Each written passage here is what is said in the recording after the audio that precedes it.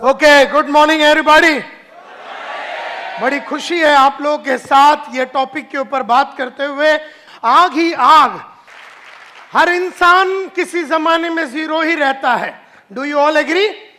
हर इंसान किसी जमाने में जीरो रहता है और फिर वो तैयारी करता है जीत की और वो फिर हीरो बनने का कार्यक्रम चालू हो जाता है।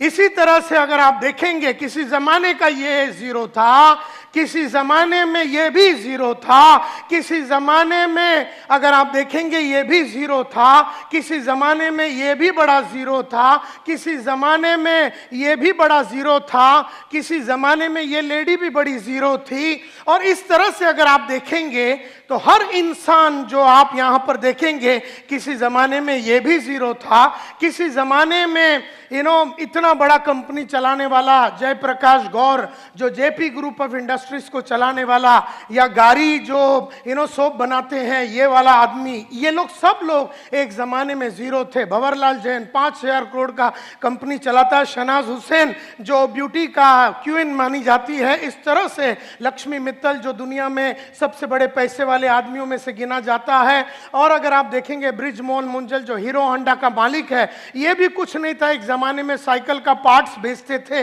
ये लोग। और अगर आप देखेंगे जो पेप्सी को चलाती है इंदिरा नुई जो चेन्नई की रहने वाली और अमेरिका में बैठती है, किसी ज़माने में ये भी चेन्नई की गलियों में ज़ीरो थी। धीरूभाई अंबानी भी ज़ीरो था। शिखा शर्मा जो आज एक्सिस बैंक चलाती है as the managing director of Axis Bank, ये भी एक ज़माने में ज़ीरो थी। नंदन नीलकनी जिन्होंने इन्फोसिस को शुरू किया, ये भी एक ज़माने में ज़ीरो थे। और आज के तारीख में इंडिया का सबसे नंबर 1 पैसे वाला आदमी, आज के तारीख में इंडिया में मुकेश अंबानी से भी ज्यादा पैसे वाला आदमी का नाम है दिलीप सांघवी।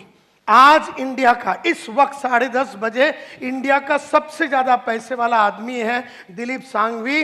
एक जमाने में आज से 30 साल पहले ये भी जीरो था। सन फार्मास्यूटिकल्स का मालिक माना जाता है।